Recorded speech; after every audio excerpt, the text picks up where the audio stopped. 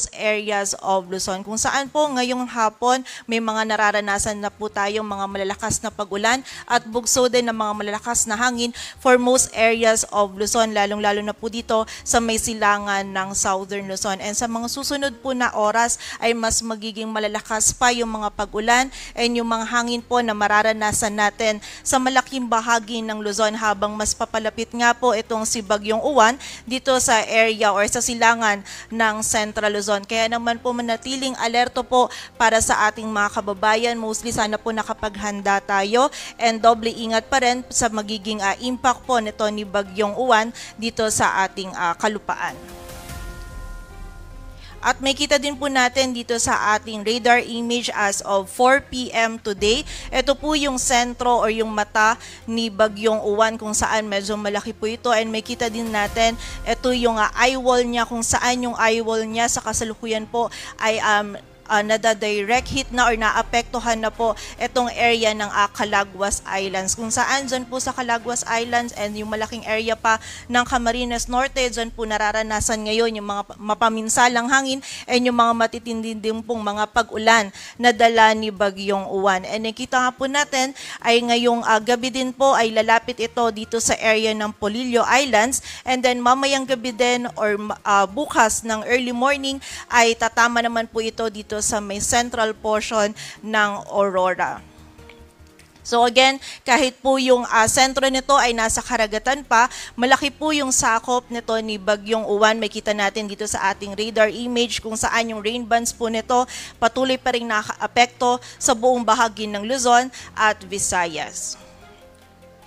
Base po dito sa ating latest forecast track analysis ni Bagyong Uwan, ngayon pong gabi ay lalapit ito dito sa area ng Polillo Islands. Kapag po nagkaroon ng bahagyang pagbaba nito ng track ay hindi rin po natin i-rule out yung possibility na maglandfall po ito dito sa area ng Polillo Islands. But for now, less likely po yung ganitong scenario. But kahit hindi po ito maglandfall dito sa area ng Polillo Islands, ay posible pong direct hit pa rin sila dahil po sakop po sila or madadaanan sila nung eye wall na dala po nito ni Bagyong Uwan. Then after po nito, tonight or tomorrow early morning ay tatama naman ito dito sa may central portion ng Aurora or dun po siya sa area na yon magla-landfall and then tatahakin naman po nito itong area ng Northern Luzon and then by tomorrow morning naman ay lalabas na ito ng ating kalupaan, most likely dito sa coastal waters ng Pangasinan or La Union. And may kita po natin dito po dadaan yung center track ni Bagyong Uwan. Ito po ay ang entry point niya is dito sa may central portion ng Aurora. And then dadaan po yung center track niya either dito sa may southern portion ng Nueva Vizcaya or sa northern portion ng Nueva Ecija. Then mahahagip niya din po yung southern portion ng Quirino. Yung area po ng Benguet, maging dito din sa may area or yung northern part ng Pangasinan. Yung bahagi din po ng La Union at yung southern portion ng Ilocos Sur. Maging dito din po sa northern portions ng Zambales at Tarlac. So ito po yung center track ni Bagyong Uwan kung saan dito po sa mga areas nito most likely mararanasan po yung mga pinakamatitinding hangin and pinakamalalakas po ng mga pag-ulan na dala ni Bagyong Uwan dito po sa atin. But bukod po dito no sa mga areas kung saan malapit po yung center track po nito, again importante pa din po na i-consider natin yung buong lawak ng bagyo. Ngayon po ay umaabot ng 900 kilometers yung kanyang radius. Ito po yung simula sa center niya outward. So malawak pa rin po no yung sakop ni Bagyong Uwan. So dito po sa red shaded area natin, dyan mararanasan yung pinakamatitinding hangin na dala ni Bagyong Uwan, while naman po for dito sa yellow shaded circle natin, dyan po mararamdaman yung mga malalakas po na hangin na dala nito. So again, magsisimula po ngayong gabi yung mas critical hours po or yung mas crucial hours pa for the whole area of Luzon dahil nga po ngayong gabi or buong magdamag po natin mararanasan yung matitinding hangin and also yung mga matitindi din pong mga pag-ulan and risk din ng storm surge na dala nito sa malaking bahagi pa din po ng Luzon and hagip pa din yung ilang areas ng Visayas. Kaya muli po para sa ating mga kababayan, sana nakapaghanda po tayo and manatili po tayong alerto. And sa kasalukuyan po yung wind signal number 5 natin ay nakataas sa southern portion ng Quirino, southeastern portion ng Nueva Vizcaya, northeastern portion ng Nueva Ecija, central portion ng Aurora, Polillo Islands, northern portion ng Camarines Norte including Calaguas Island. Samantala, wind signal number 4 naman sa southern portion ng Isabela, rest of Quirino, rest of Nueva Vizcaya, southern portion ng Ifugao, Mountain Province or southern portion ng Mountain Province, southern portion ng Ifugao, sa area din po ng Benguet, southern portion ng Ilocos Sur, sa bahagi din po ng La Union, Pangasinan, rest of Aurora, rest of Nueva Ecija, northernmost portion ng Zambales, northeastern portion ng Tarlac, easternmost portion ng Pampanga, eastern portion ng Bulacan, maging sa northern portion ng Rizal, sa northern and eastern portions ng Quezon, rest of Camarines Norte,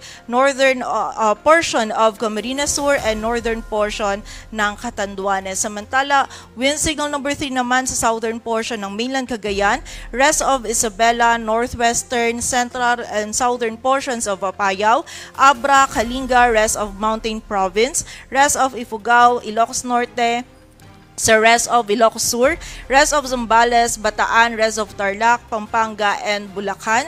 Dito sa Metro Manila, maging sa Cavite, Batangas, rest of Rizal, Laguna, rest of Quezon, Marinduque, rest of Camarines Sur and Catanduanes, Albay, Sorsogon, Ticao, and Burias Islands, maging sa northwestern portion ng Northern Samar. Samantala, wind signal number 2 naman po sa Babuyan Islands, rest of mainland Cagayan, rest of Apayao, Occidental Mindoro, Oriental Mindoro, Romblon, rest of Masbate, and Northern Samar, sa northern portion ng Samar, maging sa northern portion ng Eastern Samar. And wind signal number 1 naman po sa Batanes, northern portion ng Palawan, kasama na po dyan yung Calamian, Cuyo, at Cagayancillo Islands.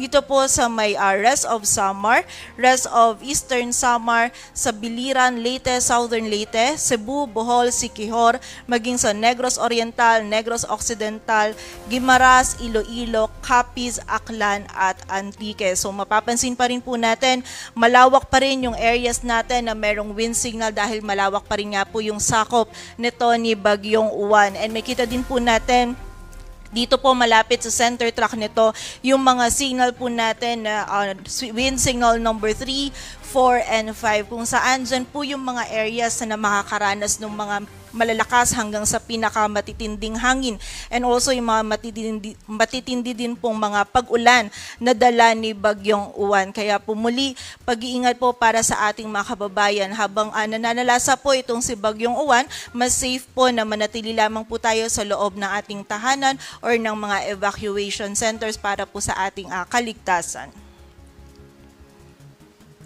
And bukod po dito sa mga malalakas na hangin, expect po natin meron din pong mga bugso ng mga hangin dito po sa area ng Palawan, sa nalalabing bahagi po ng Visayas at Mindanao na wala po tayong wind signals.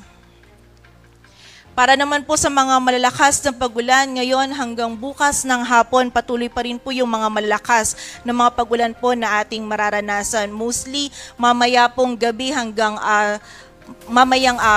bukas ng madaling araw, doon po natin pinakamararamdaman yung mga pag-ulan for most areas of Luzon. More than 200 millimeters of rainfall po yung ating posibleng maranasan dito sa may Kalinga, Mountain Province, Ifugao, La Union, Benguet, dito sa bahagi din ng Isabela, Quirino, Nueva Vizcaya, Aurora, Nueva Ecija, sa area din ng Bulacan, Rizal, Bulacan, Laguna, Quezon, Camarines Norte, Camarines Sur, Albay, Catanduanes, at dito din po sa area ng Zambales. Samantala, 100 to 200 naman for the rest of Cagayan Valley, Ilocos Region, rest of Central Luzon and Calabarzon, maging dito din po sa Occidental Mindoro, Masbate, at sa area din po ng Sorsogon. Samantala, 50 to 100 naman for Oriental Mindoro, Romblon, Aklan, Capiz, Samar Provinces, Biliran, at Leyte, kung saan magiging mataas po yung banta ng mga pagbaha at pagguho ng lupa, or malawakan po yung mga pagbaha na ina-expect po natin dulot nga nitong mataas po na volume ng mga pag-ulan na dala ni Bagyong Uwan. And Reminder lang din po sa ating mga kababayan, lalong-lalo na dito sa area ng Northern Luzon or kung yung areas din po natin ay bulubundukin kung saan prone po sila sa mga flash floods at sa mga landslides. Kaya naman po pag-iingat para sa ating mga kababayan. And expect po natin bukas po, meron pa rin tayong mga malalakas po na pag-ulan na mararanasan. Though medyo mababawasan na po dito sa may silangan ng ating bansa, posible pa rin yung more than 200 millimeters of rainfall sa area ng Benguet. Kung saan ito nga po ay bulubundukin na area, kaya na-expect po natin na mas marami po or mas magiging maulan po dyan sa areas na yan. By this time po, si Bagyong Uwan ay nandito na sa may kanluran po ng ating ng mainland Luzon. So na-expect po natin yung 100 to 200 millimeters of rainfall, posible pa rin dito sa Ilocos Sur, La Union, Pangasinan, Zambales, Bataan, maging dito din po sa area ng Nueva Vizcaya at Ifugao. So muli po ngayon, simula po ngayong gabi hanggang bukas, dun po natin mararanasan pa yung mga pinakamatitinding mga pag-ulan na dala po ni Bagyong Uwan. Mataas po yung banta ng mga pagbaha at pagguho ng lupa, kaya manatili pong alerto para sa ating mga kababayan, and patuloy din po tayo makipag-ugnayan sa ating mga LGU para dun sa mga aksyon na kailangan po natin gawin para sa ating kaligtasan. Samantala, bukod po dito, meron pa rin tayong high risk ng storm surge kung saan nakita nga po natin more than 3 meters yung possible storm surge height po natin for coastal areas po dito ng Ilocos region, maging ng Cagayan Valley, maging dito din po sa area ng Bicol region at dito din sa may area ng Aurora at Quezon. Samantala, posible din po yung 2.1 to 3 meters sa area ng Bataan, Cavite, Marinduque, Masbate, Northern Samar, Pampanga, Sorsogon at Batangas. And 1 to 2 meters naman for the area of Bataan, Bulacan, Cavite, Metro Manila, Pampanga, Dinagat Islands, Surigao del Norte, Eastern Samar, Antique, Palawan, Occidental Mindoro, Guimaras, Negros Occidental, Zamboanga del Sur at sa bahagi din po ng Zamboanga del Norte, kung saan kapag meron nga po tayong risk ng storm surge, nakikita po natin bawal po yung kahit anong marine activities, wag po muna tayong lumangoy, mangisda or maglakbay dagat. And ito pong storm surge posible din magdulot ng coastal inundation or pagbaha po sa mga coastal areas po natin, lalong-lalo na dun sa mga low-lying areas. Kaya naman po sana yung mga kababayan natin ay nakalikas na and manatili pa rin po tayong alerto dahil nga po dito sa maaring epekto ng storm surge dito po sa ating mga lugar na nabanggit. Sa kasalukuyan, meron din tayo nakataas pa na gale warning sa mga dagat baybayin po yan ng Cagayan Valley, ng Central Luzon, ng Ilocos Region, ng Bicol Region, maging dito din po sa mga dagat baybayin ng Calabarzon, dito sa dagat baybayin ng Occidental, kasama na po dyan ang Lubang Islands, sa Marinduque, dito din sa area ng Romblon, maging sa Northern Samar, Eastern Samar, Samar, maging dito din po sa area ng Biliran, Leyte, Southern Leyte, sa northern portion ng Cebu, kasama na po dyan yung Bantayan at Camotes Islands, maging dito din po sa area ng Dinagat Islands, Surigao del Sur at Davao Oriental, maging dito din sa bahagi ng Surigao del Norte. Patuloy po tayo magantabay sa updates na ipapalabas po ng Pag-asa. Sa mas kumpletong impormasyon, bisitahin po yung website natin, pag-asa.dost.gov.ph. Para naman po dun sa mga heavy rainfall warnings na ini-issue ng ating mga regional offices, bisitahin po yung ating website, panahon.gov.ph. At yan po muna ang latest dito sa Weather Forecasting Center ng Pag-asa. Grace Castañeda, magandang hapon po.